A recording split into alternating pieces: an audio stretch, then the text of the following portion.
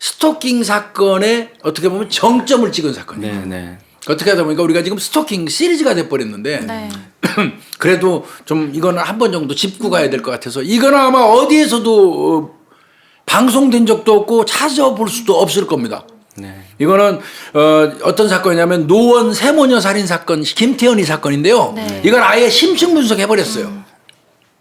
제 나름대로는 굉장히 노력해서 이거 한 겁니다. 별 반찬 끝나고 난 다음에 에이 별것도 아닌 것 같고 꽤 떠드네 그럴지 몰라도 분명한 거는 딴 데서는 엄두도 못 내고 있지도 않은 거 저희가 얘기하는 거니까요. 네. 그래서 전 그걸 좀 한번 분석을 한번 해보겠습니다. 네. 그러니까 뭐 시점상으로 어제 방송 나간 거는 2009년 그렇습니까? 사건이고 이제 어제 야 역시 방송쟁이야. 네, 실제로 녹화는 방금 전에 떴습니다. 네. 하지만 지금 하는 거는 2021년 사건. 그럼요. 네, 맞아요. 2021년이니까 올해요, 금년. 네. 금년, 이거 다 알 거예요. 금년 3월 23일 날 서울 노원구 중계동에 있는 한 아파트에 이 김태현이라는 악마가 들어가죠. 25살 먹은. 네. 김태현이라는 놈이 이제 지가 스토킹 하던 여성. 그 여성하고는 아까 고아림의 저 아나운서 말씀하신 것처럼 사귀는 사이도 아니었어. 지가 일방적으로 사귄 거지, 혼자서 이 새끼가. 어떻게 보면 정신질환 있는 놈처럼.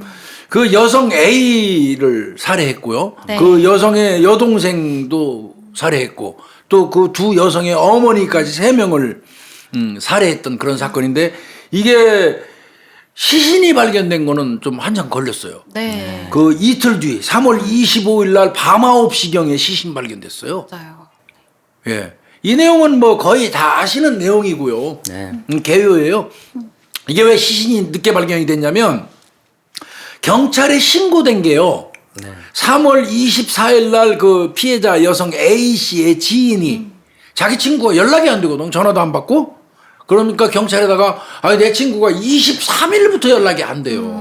또 엄마한테도 전화해 봤대. 엄마 안 와봐. 엄마한테도 전화해봤는데 거기도 연락이 안 돼요. 그러면서 경찰에 신고를 한 거예요. 그러니까 경찰이 이런 경우 깜짝 놀래거든요. 바로 출동해가지고 문 강제 개방하고 들어갔어요. 아파트. 그 강제 개방하고 딱 들어가니까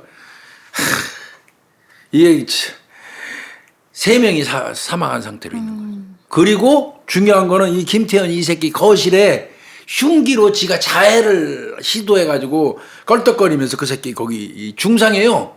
그 상태로 누워 있는 거를 당일날 이제 그 새끼는 병원에 데려가서 이제 수술해서 살렸죠. 살려야죠. 네, 일단 살려야죠. 네. 그리고 이 새끼 후송되는 과정에 병원으로 그 호송 이송되는 과정에 너 경찰이 당연히 물어봤겠지. 지금 3사람 엄마 딸 둘 이 네. 사망한 거 이거 너하고 어떤 연관이 있으니까 제가 다 죽였습니다.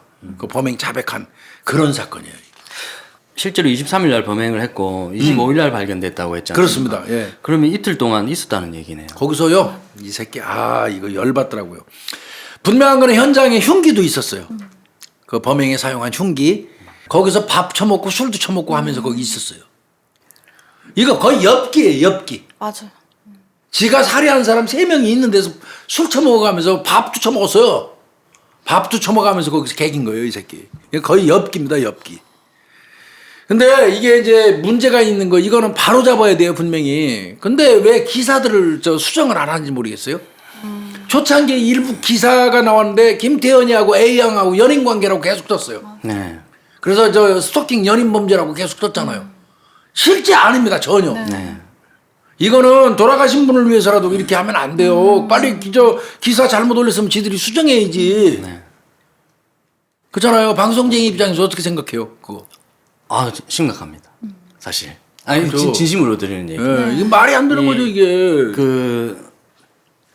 팩트 확인이 안 된 기사를 여전히 뭐 나오고 있고. 그럼 잘못했으면 바로 수정해야 되는 거 아니에요? 맞아요.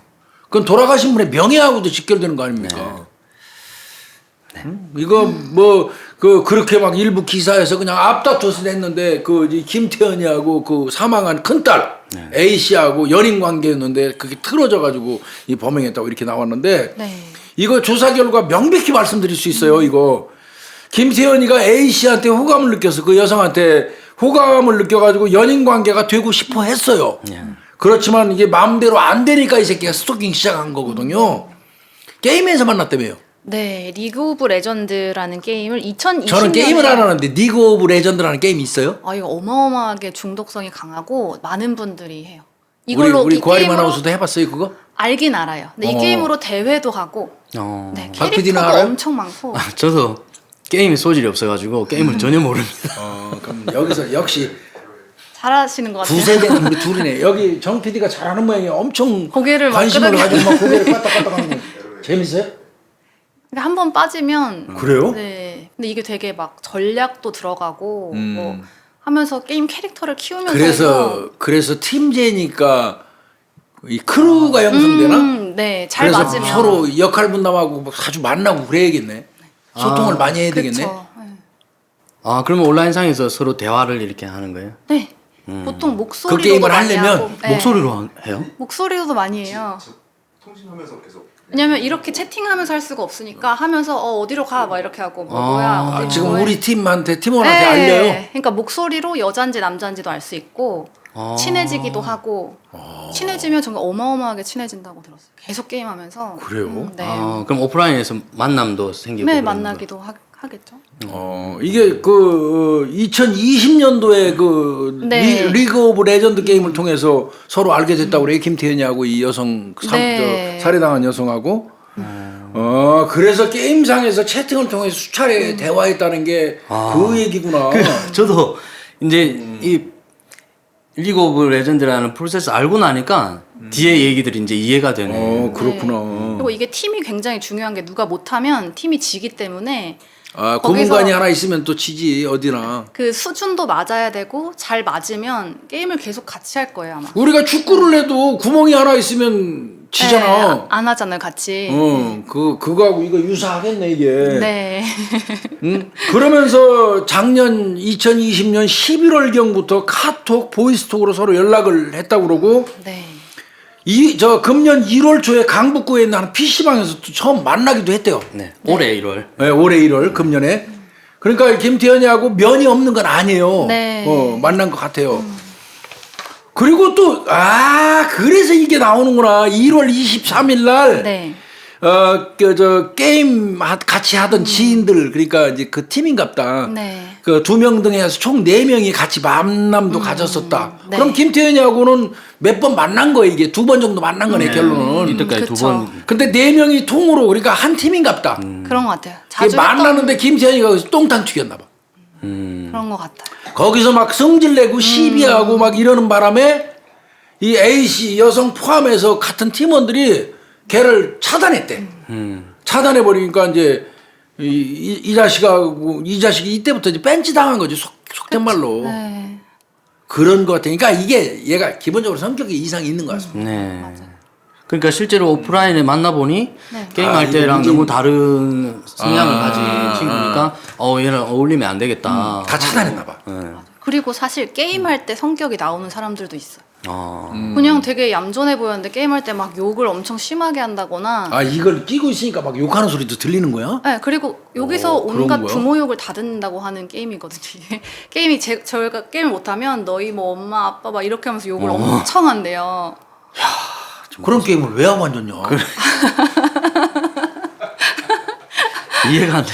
나 이해가 안 되네. 그래서 드라마 같은 데서 보면 PC방에서 이거 네, 헤드 이거 쓰고 하는 게 그거구나. 맞아요. 그러니까 서로 얼굴을 안 보는 상황이니까 더 막 그냥 거침없이 막 해버리는구나. 네. 하고 각자 역할이 있어가지고 잘 맞으면 이렇게 팀으로 만나는 게 이상한 일은 아닐 거예요 아마. 그냥 PC방에서 그러니까 얘들도 그래서 만난 거네? 네. 그 만나는데 맞는 자리에서 그냥 이제 거기서- 이상한 짓을 하니까 네. 얘를 차단시키고 이제 그냥 그 멀리 해버린 건데. 그쵸. 근데 이놈은 근데 거기에서 또 그거와는 별개로 김태현 이 새끼는 A 씨 그 여성을 보고 호감을 느낀 거야. 호감을 느껴가지고 김태현이가 계속 이제 아마 연락도 하고 그랬는데 이 여성이 연락 피했나 봐. 네. 그러자 이제 이놈이 스토킹이 시작된 거예요. 1월 말부터 금년. 맞아요. 이게 다 이제 일행들 진술에 의해서 나온 거예요, 이게. 그 결론은 뭐예요? 사귄 거 아니잖아요. 아니죠. 네. 근데 얘가 어떤 날은요, 그 A씨 그 여성 집에서 8시간 기다리고 있어가지고 집에 안 들어갈 수 없어서 뱅뱅 돌다가 집에는 가려면 그놈이 길목에 지키고 있으니까 그냥 계속 뱅뱅 돌다가 할 수 없이 집 앞에서 마주치기도 했대요. 그러니까 얼마나 이게 집착이 8시간 기다리는 게 박 PD 진짜. 거기서 하루 종일 기다린 거예요. 8시간 기다리는 거는 잠복. 보통의 의지가 아니죠. 이게. 이때부터 친구가 있었는데 이걸 그냥 경찰에다 협조를 막 구했으면 어땠을까. 네, 이게 좀 아쉬워요. 이게. 또 A 양 친구 증언에 따르면 A 양이 어떻게 하면 안 올 거냐고 막 빌 정도로 걔한테? 네, 그 엄청 두려움에 떨었대요. 네. 이때 신고했어야 돼. 그러니까요. 근데 또 집 친구- 주소를 알려준 적이 없대요. 맞아요. 그래 맞아 진짜 이거 집 주소 알려준 적 없다는 네, 거죠. 집 주소를 알려준 근데 이 적이 집 주소 알려주지 않았는데 어떻게 알고 얘네 이 여성 집에 가서 개긴 거죠 이놈이 8시간씩? 아, 그러니까 이게 이제 A 양이 김태현이가 A 양 사진을 발견했어요. 뭐 요즘 인터넷 아까 SNS 상에서. SNS에서 그런 네. 거겠죠. 네. 근데 거기에 사진 속에 택배 상자가 같이 찍혀 있었던 게 있어요. 그럼 여성이 뭐 어디서 택배 시킨 걸 이렇게 들고 사진 찍었나? 뭐 그랬거나 사진 아니면 찍다가 옆에 옆에 있거나. 있거나 뭐 그랬. 아 내가 그냥 사진 찍는데 옆에 택배 와 있는 상자가 나왔다. 네. 그런데 근데 이제 거기에 주소가 보고 찾아간 거예요. 아이씨 뭐야? 이거 진짜 다 가려야 돼요. 진짜. 요즘에 확대가 너무 잘 되기 때문에 이런 정보는 진짜 여기 이렇게 놓여 있는데 그걸 확대해가지고 주소를 뺐구나. 그렇죠. 그러니까 이게 목적이 있으니까 그것이 그쵸. 눈에 확 들어오는 거잖아요. 네. 근데 우리는 그걸 누가 그렇게 땡겨서 보겠나 하는데 맞아요. 말씀하신 것처럼 아주 조심해야 될 것 같습니다. 아파트 전경만 나와도 그 아파트를 찾아가더라고. 아파트 이 전경 모습만 있는데도 그걸 어떻게 해가지고 거기 아파트를 찾아가는 놈들 나 봤어요.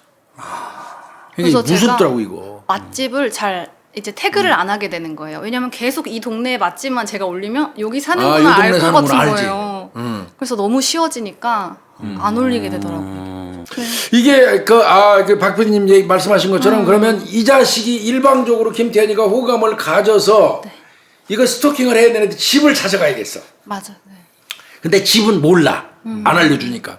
그래서 SNS 들어가고 전부 사진 뒤져갖고 택배 상자에 있는 주소로 그 집을 알아내서 가서 8시간씩 기다렸다는 얘기인데 네. 이게 뱅뱅 돌면서 귀가해도 8시간 기다리면 집에 안 갈 수 없으니까 만나게 되겠지. 네. 예, 그러고 이제 김태현이 그 만났을 때 이 여성 그 A 양이 그랬다고 그러더라고. 더 이상 찾아오지 마라. 연락도 하지 마라. 여러 번 이제 경고하고 막 매몰차게 한 모양이에요. 네. 근데 이 새끼가 그러면 사실 정상적인 남자라면 자존심 상해서 안 가 그것이.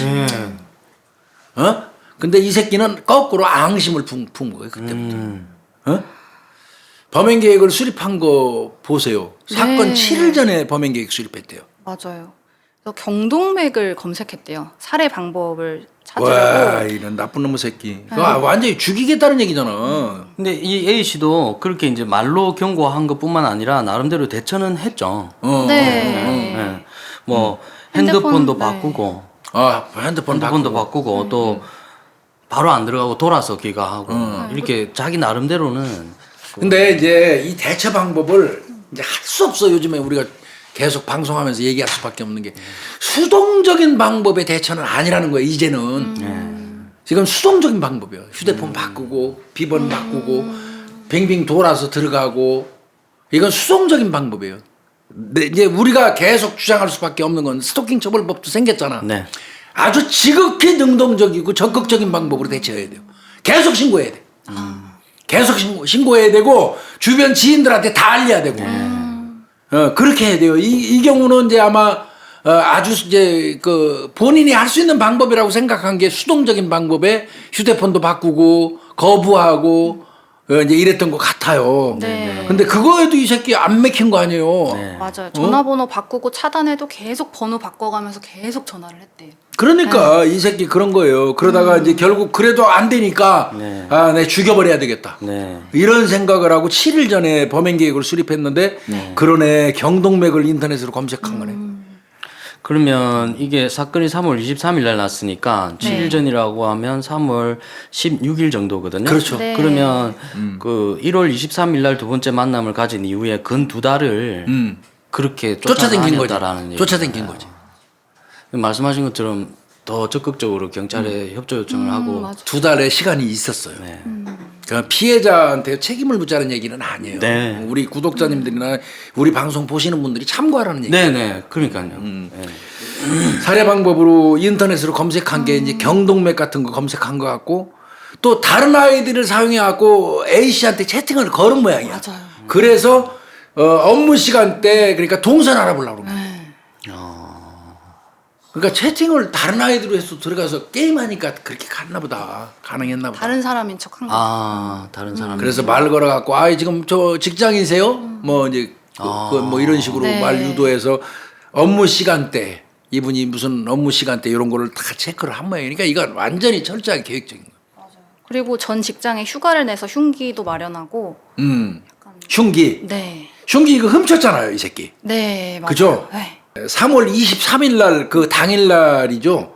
슈퍼에 가가지고 이 저 칼을 하나 쓱 해서 감추고 다른 물건을 하나 집어가지고 와서 그건 돈으로 계산해요. 예, 칼은 감추고 그런 식으로 슈퍼 주인 속에서 이제 칼을 하나 준비를 했고요. 오후 5시경에 이제 그 A 씨가 아마 그 PC방 자주 가나 봐. 그 단골 PC방으로 찾아가서 20분 정도 훑어봤다고 그래요. 네. 어쩌면 거기에 있었으면 거기서 살해했을까? 그건 아닌 것 같죠? 네. 사람들이 많으니까. 거기서는 그렇진 범행 못했겠죠? 네 그랬을 것 같습니다. 그리고 네. 5시 반에 그 집으로 찾아간 거네요. 엘리베이터 타고 이 새끼 보니까요. 퀵서비스 기사 또 위장합니다. 그리고 벨 눌러요. 그때 누가 있었어요 그 안에? 여동생. 여동생이 있었어요. 여동생은요.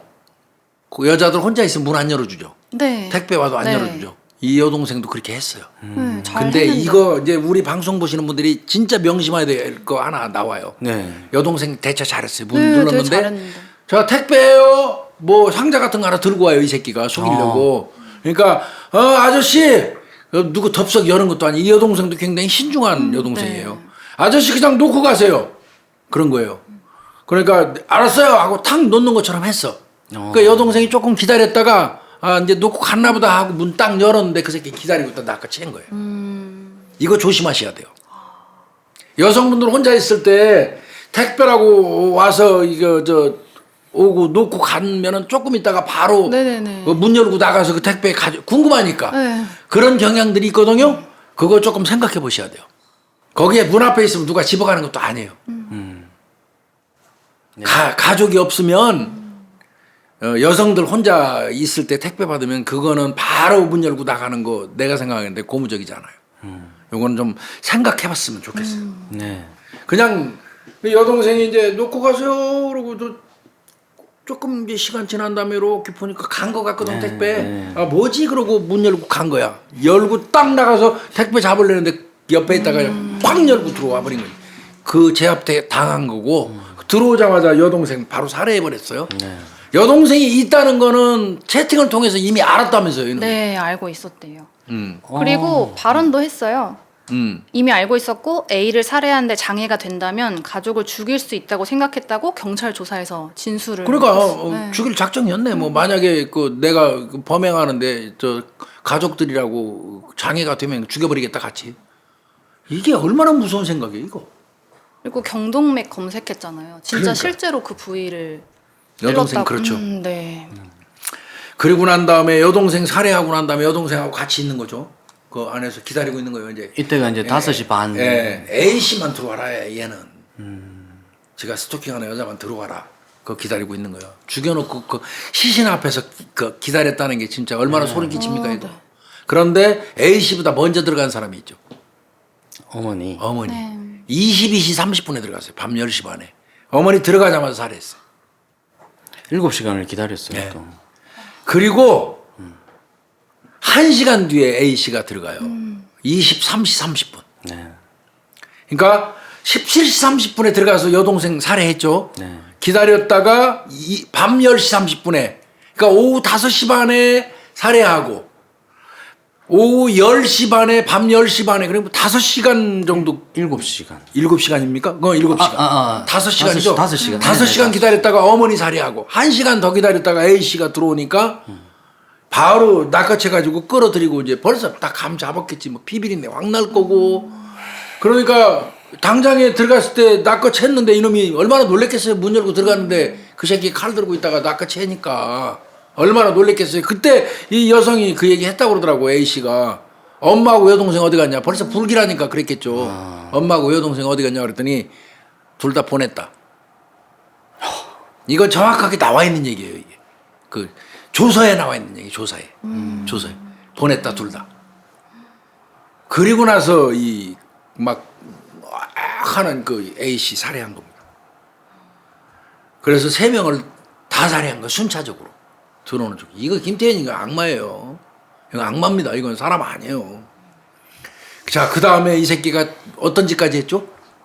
그 A양 핸드폰에서 A와 본인을 아는 모든 지인들이 A랑 카톡한 내용을 확인하고 네, 지인들 수신을 차단하고 맞아요. 또 A의 소셜미디어 친구 목록 확인해서 또 함께하는 공동의 친구들을 목록에서 삭제했대요. 이거 왜 그랬을까 이거? 저도 진짜 이해가 안 되는데 이게 집착인지 아니면 뭐 증거를 없애는 건지 지인들이 A 씨를 통해서 자신을 못 만나게 하는 거에 대한 감정인가요? 아니면 연락을 못하게 하려고 그런 건가?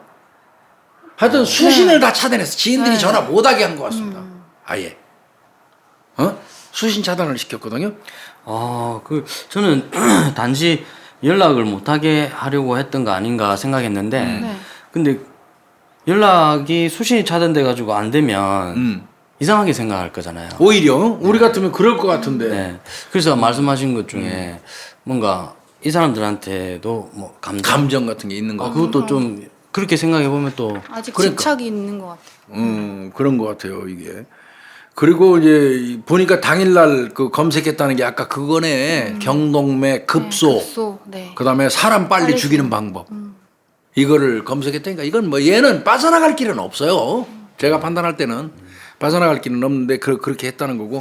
그리고 제일 중요한 거는 이거 저 방송에서도 많이 했는데 이거 갈아입을 옷까지 가져갔어.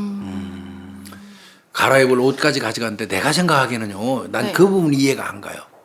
이 새끼가 적어도 이 집에 들어가서 살인 행각을 하고 난 다음에 성공하고 나면 옷 갈아입고 도망가려고 생각을 했기 때문에 갈아입을 옷을 가지고 간 거예요. 네네. 네. 그런데 안 가고 거기서 자해를 해버렸단 말이에요. 네. 그리고 그냥 껄떡거리면서 거기 누워 있었단 말이에요. 그러니까 이놈이 도망가 봤자라는 생각을 하고 자포자기하고 거기서 자해를 한 건가 아니면 아주 교묘하게 머리 쓰는 새끼들은 그 자해하는 게 어떤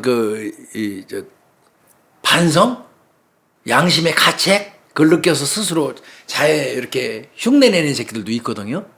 근데 이게 정확한 건지 모르겠는데 피해자와 똑같은 부위에 자해를 했다는 말이 있더라고요. 그러니까 뭔가 계속 집착의 연속인 것 같기도 하고 잘 모르겠어요. 근데 같이 죽을 뭐지? 근데 그 부분은 인터넷에 있는 얘기야? 기사에 그렇게 나온 얘기야? 영상에 있었는데 이거는 근데 정확하진 않아요. 네.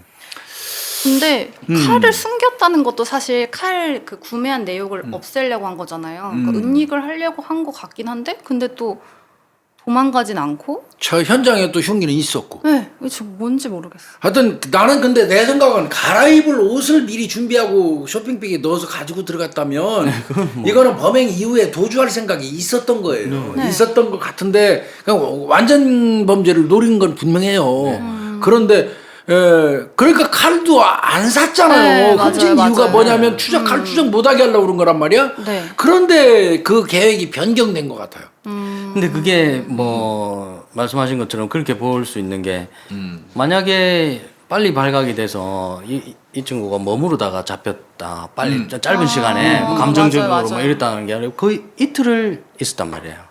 맞아요. 이 새끼 그 집에서 머물면서 끼니 챙겨 먹고 네. 맥주도 처먹고 맞아요. 그랬어요. 그 안에서. 그러니까 이 부분이 상당히 이해가 풀리지 않는 것 같아요. 이거는 좀 이해가 안 가요. 거기서 많은 생각을 한 것 같아, 이 새끼가. 세 사람을 살해하고 거기서 있으면서. 사실은 이놈이 도주할 수 있는 시간은 충분했거든요. 네, 맞아요. 지가 미리 준비해간 그 옷 갈아입고 도주할 수 있는 시간은 충분했어요. 근데 안 가고 거기서 이틀을 밥 처먹고 술 먹고 하면서 개기다가 결국은 자해를 했단 말이에요. 고아리몬 아나운서 얘기한 것처럼 뭐 그 같은 부위라면 뭐 이 경동맥 쪽이나 이런 데 자해한 거란 말이야. 그러면 자살하려는 그 생각은 이 새끼는 있었던 것 같기는 해요. 그리고 친구들까지 다 차단했다. 그것도 뭔가 진짜 좀 이 얘가 보통의 범죄자는 아닌 것 같아요. 뭔가 그러니까 정신적인 어떤 문제점도 있어 보이긴 해요, 이놈도. 아마 그 지인들이랑은 계속 연락을 하고 자기만 차단을 당했잖아요. 그러니까 그거에 대한 질투나 이런 게 쌓였던 그런 것 같아요. 분노. 그래서 이미 죽었지만 그래도 차단을 하고 나랑 무슨 얘기를 했는지를 다 확인하고 이랬던 것 같아요. 그건 한 모양이더라고. 그 지인들하고 이 피해자 A 양하고 저 톡하고 주고받은 거 있잖아요. 그 내용을 다 뽑아서 봤대요. 내 얘기 뭐 했는지. 김태현이가 내 얘기 이 A가 지 지인들하고 카톡하고 뭐 대화하고 문자하면서 내 얘기를 뭐를 했는지 그걸 다 까봤다는 거야, 이 새끼. 그러니까 그런 거에 대한 이 새끼가 집착도 있었던 것 같아. 자존심 상한 거, 자존심 상이 많은 것 같아. 내가 니들을 차단해버릴게. 자기 뭐 그런 핸드폰도 의식도 있는 것 아닌데. 같아. 지는 벤치 당하고 나니까. 네네. 자기 핸드폰은 아닌데 그런 정도의 감정으로 차단한 거 그런 같네. 것 같아요. 얘기를 들어보니까. 그런 것도 가능한 것 같아요. 하여튼 그런 것 같고 이거 경과를 좀 보면요. 네. 그래서 요 놈은 이제 뭐 현장에서 바로 저 수술을 해가지고 살려가지고 영장 집행했잖아요. 이거 보니까 이제 4월 5일 날 오후 3시에 서울경찰청에서 이 새끼 신상공개 정보위원회 개최했잖아요. 네. 그때 7명 심의위원 개최했어요. 교육자, 변호사, 언론인 등 4명, 그 다음에 뭐 경찰관 3명에서 7명으로 40분 정도 논의했다고 그래요. 네. 그래서 이건 뭐 보세요. 자, 범행에 필요한 물품 미리 준비했죠. 범죄 계획 수립했죠, 미리. 네. 7일 전부터. 순차적으로 오는 사람들 3명 죽였죠. 그 다음에 범행 시인하고 있죠. 범행 도구 현장에서 발견돼서 증거 명백하죠. 네. 그러니까 저 증거 충분하다는 얘기예요. 특정 강력 범죄의 처벌 등에 관한 법률에 의거하면 증거가 명백해야지 신상 공개할 수 있어요. 그런데 범행 흉기 뭐 이거 다 발견했으니까 명백하고 그다음에 잔인한 범죄를 해야지 가능하거든요. 잔인한 범죄고 사회에 불안약이 있기 때문에 40분 만에 7명 심사위원들이 신상공개위원회 개최해가지고 했죠. 근데 그거 보셨어요? 신상공개할 때 마스크 쓰고 있다가 네. 벗을 수 있습니까? 이거 딱 벗고 무릎 딱 꿇고 그랬잖아요, 이 새끼. 어떻게 생각해요? 저는 되게 진심이 없는 것처럼 느껴졌거든요. 그냥 그건 마치 진심인 것처럼 한 거죠. 죽을 죄를 졌다고 얘기하면서 제 얼굴 보셔도 좋습니다 하는 건데 나는 그게 과시처럼 느껴졌어요, 오히려. 뭐 저도 약간 이 새끼가 마음대로 하세요 같은 그런 느낌도 들더라고. 한편. 요게 네. 경과예요. 쭉 그러니까 언론에 뭐 이쪽 단편적인 거 이쪽 단편적인 거 뭐 이렇게 나온 거 뭐 이렇게 짜집게 해서 우리가 생각해야 되는데 그냥 일목요연하게 정리하면 지금까지 설명드린 그런 내용 그대로예요, 이게. 그러면 김태현이 도대체 어떤 놈인가 이것도 내가 이제 좀 알아봤어요. 그냥 김태현이 25살 처먹은 놈 이제 이것밖에 안 나왔어요, 거의. 맞아요. 근데 김태현이는 96년생이에요. 부산 출생입니다. 부산. 이 자랑 환경 좀 볼 필요가 있을 것 같아요. 이남 중 장남이에요. 이남 중 장남. 이거 범죄학을 하는 사람들에서는 이거 상당히 좀 관심 있게 이런 것들 보거든요. 96년생이고 부산 출생의 이남 중 장남이고 부모가 이혼했어요. 부모가 이혼해가지고 어려서부터 서울 강남구로 이사를 했더라고요. 네. 그래서 중고등학교를 댕겼어요. 대학은 안 갔습니다. 그런데 얘가 이게 전과가 있어요. 여기서도 보면 2번의 성범죄가 있는데, 그러니까 전과 3범이에요, 3범. 성범죄 전과 2번. 그 다음에 누구한테 욕하고 그래갖고 모욕죄까지 합쳐서 전과가 3범인데, 웃기는 거는요, 다 벌금이에요. 3건 다. 3건 다 벌금입니다. 구체적으로 볼까요? 이거 찾느라고 좀 애 좀 먹었는데, 2015년도에 성적인 욕설, 그러니까 결국 성하고 관련된 거예요, 모욕죄도. 성적인 어떤 욕설을 해갖고 모욕죄로 처벌을 받았고요. 2019년도에 여성 화장실에 들어가서 훔쳐봤어요. 이 새끼 성범죄자예요, 이거. 2019년도에 그러니까 화장실 들어가서 여성 화장실 들어가서 훔쳐보다 걸려갖고 하면 성범죄로 처벌받았고 2020년도 이거 바로 그 전해죠. 네. 미성년자한테 성적인 음성 메시지를 여러 번 상습적으로 발송했어요. 그래서 또 그걸로 처벌받은 거예요. 이게 3건이에요. 그럼 이 예전과는 내가 볼 때 만만치 않은 전과야 이거. 죄질이 아주 불량하잖아요. 응? 그리고 어찌됐건 벌금 받다 보니까 이 새끼 그 전이지만 이제 군대는 갔다 왔더라고요. 군대는 갔다 온 다음에 직업이 없는 상태에서 있었고요. 그 사이에 2년 동안 맨날 PC방만 들락날락 했대요. 그리고 간혹 PC방 알바를 좀 했었다고 그러네요. 네. PC방 자주 들락거리면 알바도 시켜주는 모양이에요. 특별한 거 없으면 좀 알바 좀 해라 이렇게 시나봐. 그 바람에 이제 PC방 알바를 좀 했는데 그 PC방 알바한 분 인터뷰한 거 봤죠? 네, 봤어요. 그 인터뷰한 내용 얘기해 주세요. 예. 평소에 순진하고 착한 것처럼 보였지만 단순 계산 있죠. 더하기 빼기를 못하고 또래 알바생들과 어울리지 못하고 그래서 지능과 사회성이 부족하다. 그러니까 얘가 PC방에서 근무하면 시간당 얼마 뭐 이러면 플러스 마이너스 해가지고 계산해서 해야 되는데 그게 잘 안 된 모양이더라고 얘가. 그 주변 알바생들하고도 이 융화가 잘 안 되고 그래서 이제 지능이라든지 사회성이 부족하다고 본 것 같습니다 이게 보니까. 네. 그리고 막 화가 나면 주먹으로 벽을 쳤는데 한 달에 한두 번 정도 그런 일이 있었대요. 쾅쾅. 네, 근데 사실 분노 쉽지 조절에 않잖아요. 문제가 있는 놈이니까. 네. 응? 그리고 중요한 게 PC방 현금을 4회에서 5회 정도 절취를 했어요. 도둑질까지 했구만. 이 네. 새끼 그냥 그때 처벌을 했어야 되는데. 그러니까 이때 젊은 나이에 빨간 줄 생긴다고 안 하셨대요. 그 사장님이. 봐준 거네. 네. 이게 여러 가지 나오네. 전과 보세요. 네. 성범 문제하고 관련된 전과잖아요. 네. 그죠? 그 세 개가 그렇고요.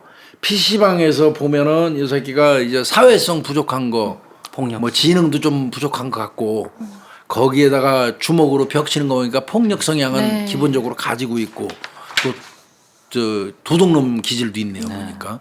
그럼 얘 문제 많은 거예요. 동창들도 얘 다혈질이라고 얘기했잖아요. 맞아요. 동창들도 다혈질이었다고.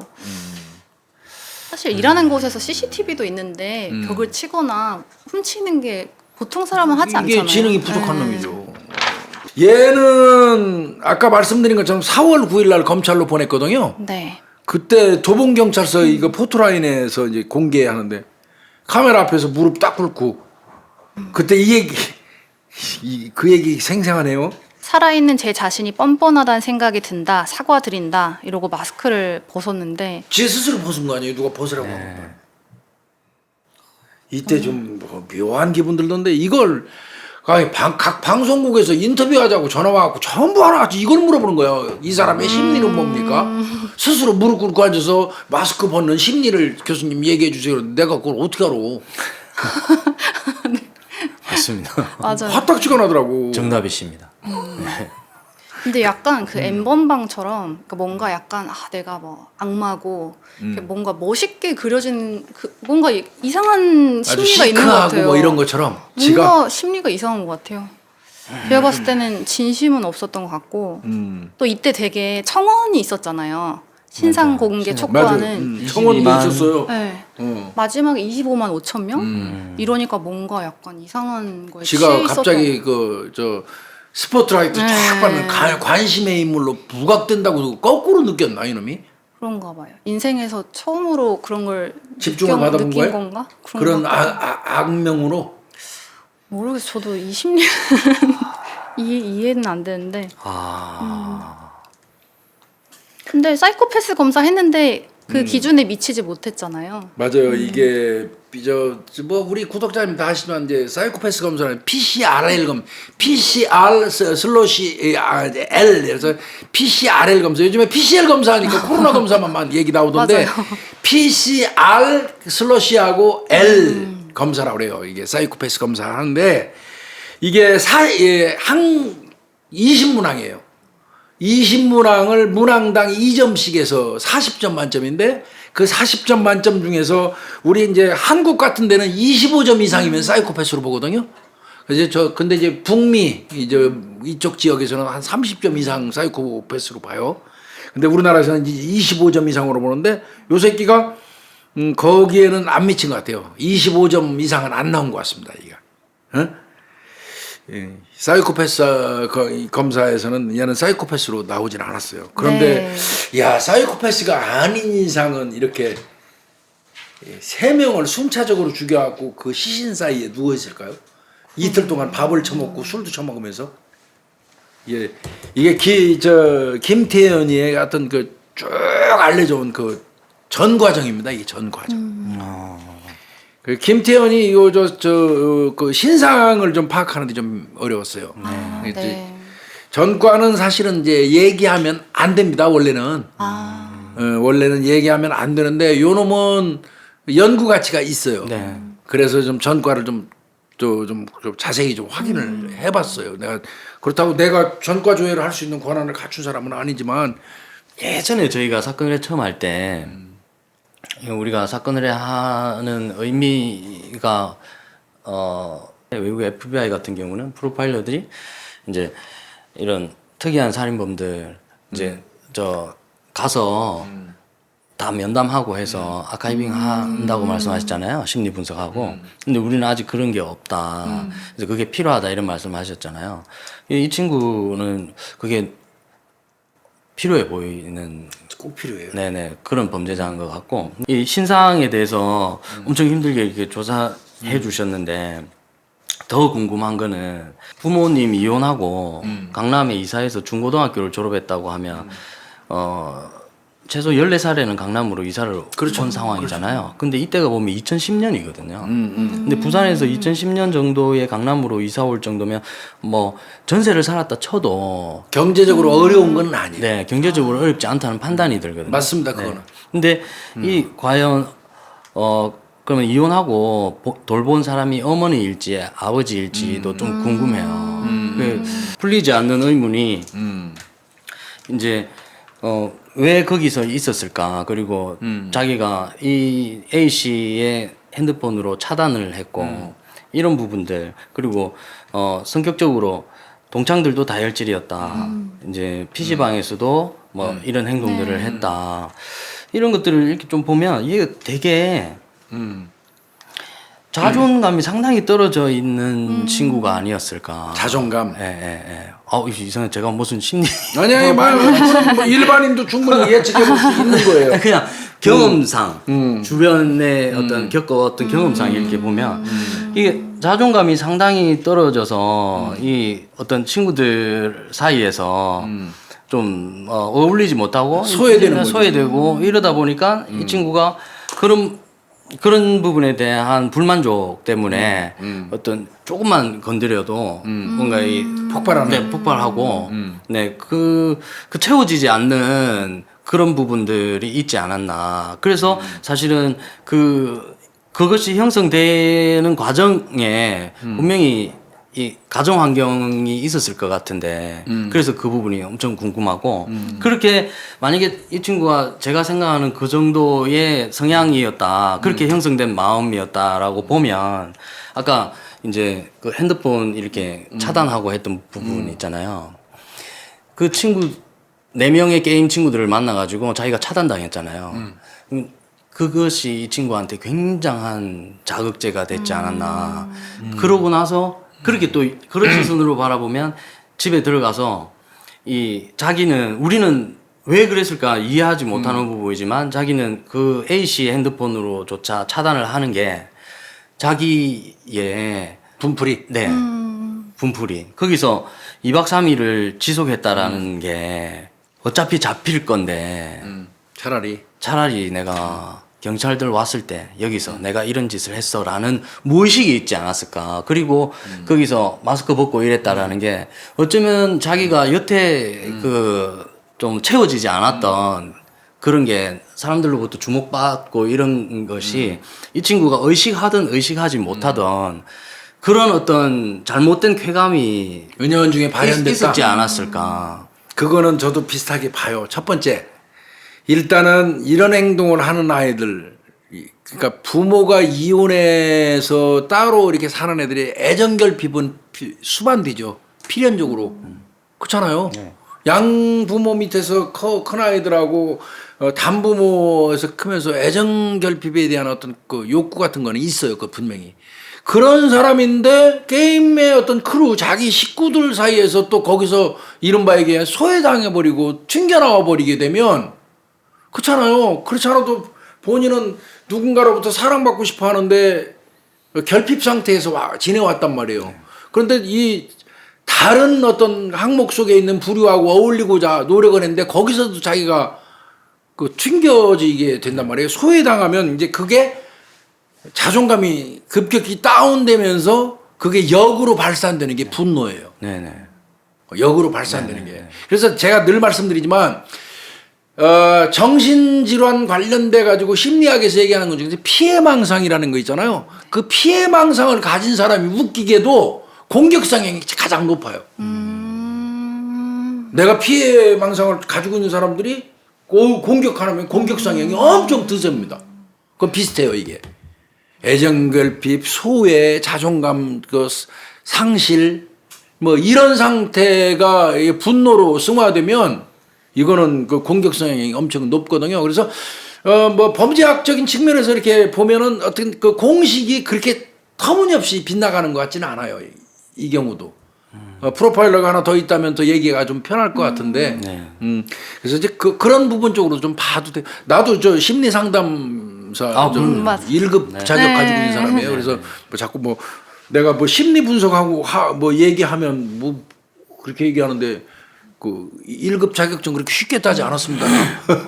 근데 뭐 그 상식선에서 보면 예, 뭐 전문가가 뭐 심리 분석을 해서 물론 어떤 케이스를 통해서 직접 인터뷰를 하고 뭐 그렇게 해서 만들어진 이론이 상당히 설득력이 있는 거겠지만 그냥 이런 뭐 살아온 과정들을 이렇게 보고 하면 그래서 살아온 과정이 중요해요. 네, 그래서 상식선에서 보면 그래서 저는 이런 그 사람이라는 게 한 인간이 제가 또 이렇게 얘기하면 또 너무 해요. 여기서 언제 좌판 깔아줬을 때 해. 이제 결국 한 인간이 살아가는 목적이 존재감 확인이라고 생각하거든요.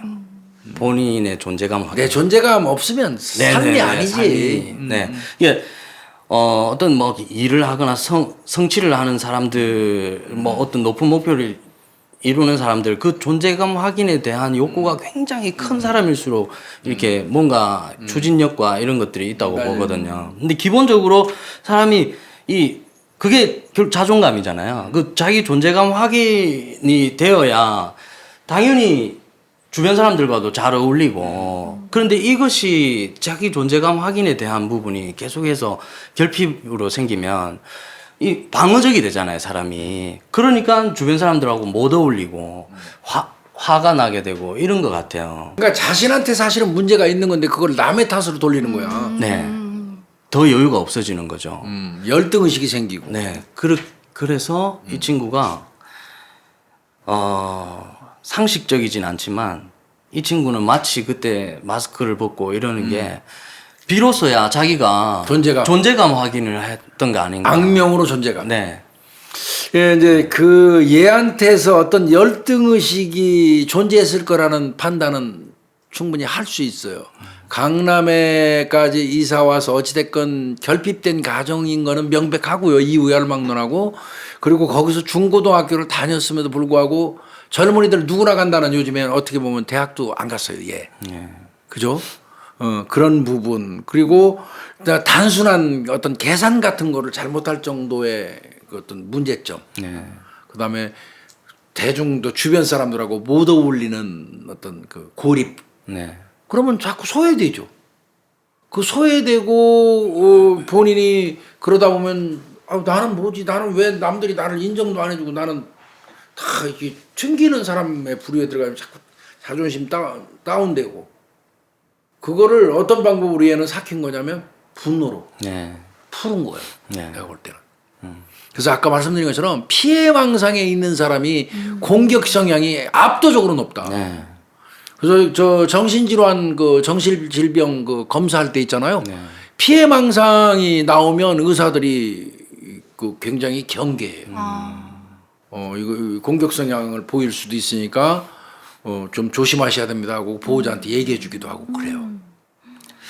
저는 이 친구가 뭐 단순 계산도 못하고 이랬다라는 게 저는 이 친구가 모자랐다라기보다 말씀하신 망상에 사로잡혀서 얘 머릿속이 굉장히 복잡했던 사람이지 않을까. 네. 그래서 뭔가를 심플하게 바라보지 못하니까 단순 계산이나 이런 것들을 쉽게 그냥 그 표면적으로 그것만 하면 되는데 그게 아니라 이 친구 머릿속에는 뭔가 아주 복잡한 그런 감정들이 있지 않았을까. 그러니까 요 정도라도 우리가 분석을 하려 그러면 네.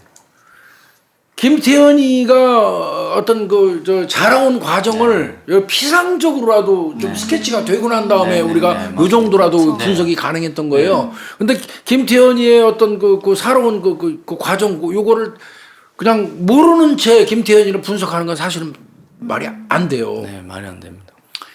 저 건방진 얘기지만 막 전문가라고 아까 막 얘기한 것처럼 걔가 왜 무릎 꿇고 갑자기 시키지도 않은 마스크를 벗고 그럴까요? 그 사람의 심리가 뭘까요? 막 이렇게 물어볼 때 졸졸졸졸졸 그거를 막 예측해서 대답하는 분들 그거 나는 그거 안 믿습니다. 제가 그래서 아까 정답이시라고 말씀드린 부분이 안 믿습니다. 적어도 김태현이가 어떤 인간이고 어떤 저 전과를 어떤 죄를 졌던 놈이고 뭐 군대 갔다 오고 뭐 이후에 어떻게 살았고 어떤 생활을 했고 하는 정도의 어떤 기본적인 네. 그 모습은 스케치가 돼야 되거든요. 네. 적어도 김태현이의 하여튼 그 요 정도는 알고 분석해야지 맞습니다. 분석 이런 게 아니라 그냥 어떤 느낌 정도를 얘기를 했는데 그냥 단지 아주 주관적인 느낌이니까 그냥 구독자님들이 아니, 더 그러면 전문가들이시니까 그러면 그럴 수도 있겠다 정도로.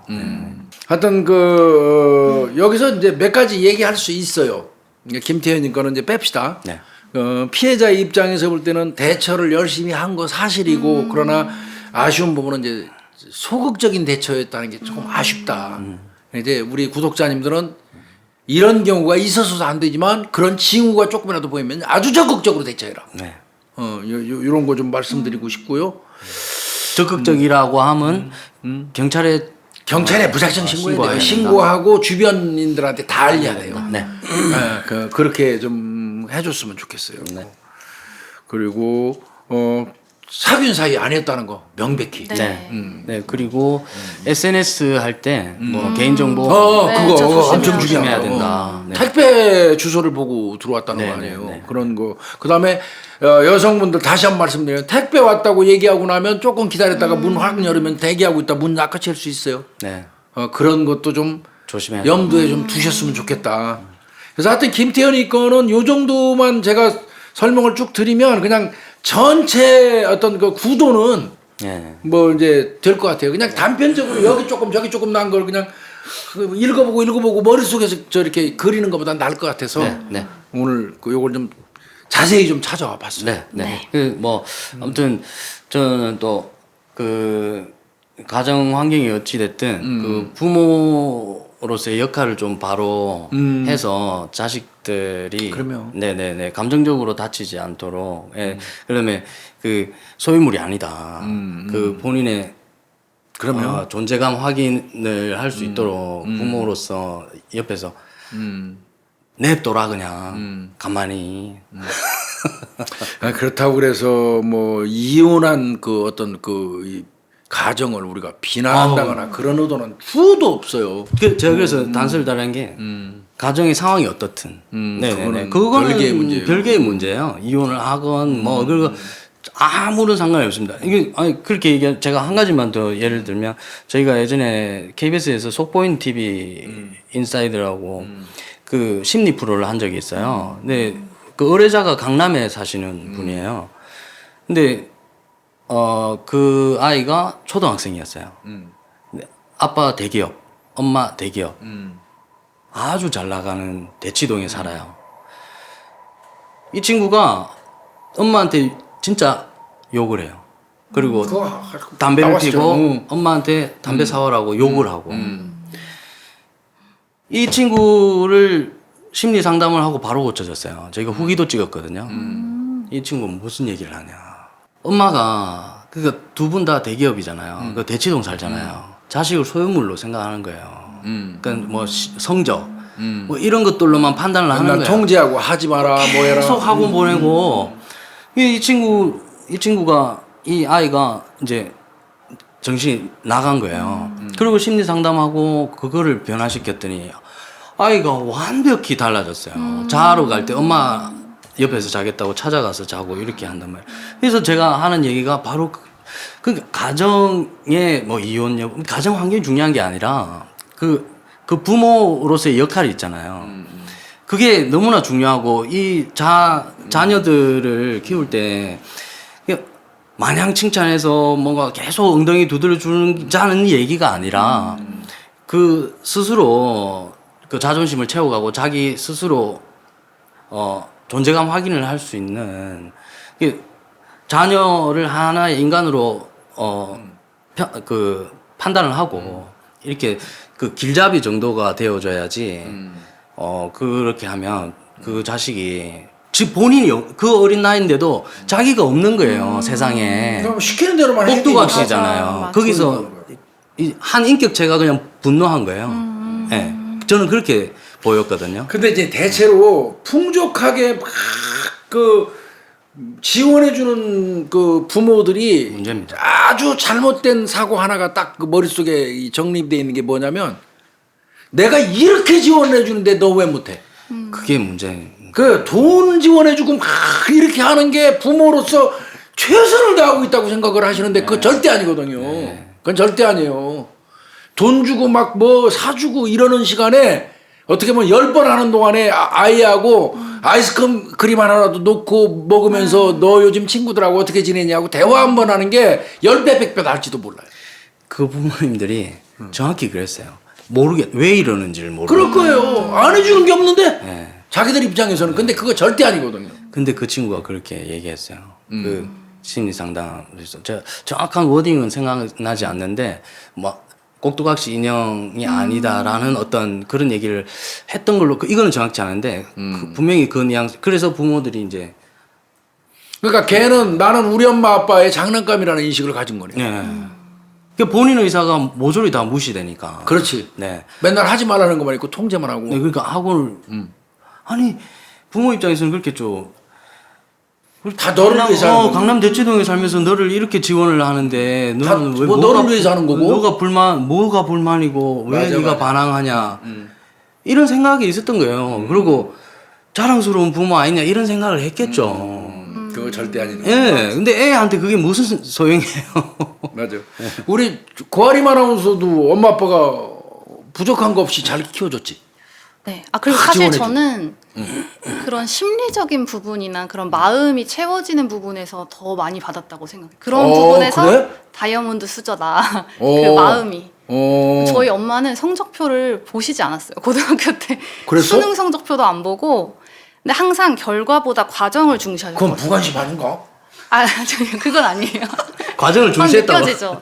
항상 아침에 새벽에 일어나서 밥 차려주시고 이런 건 다 하셨는데 결과보다는 열심히 하는 모습을 그냥 응원해 주신 것 같아요. 항상. 그래서 우리 고아리 아나운서가 잘 컸구나.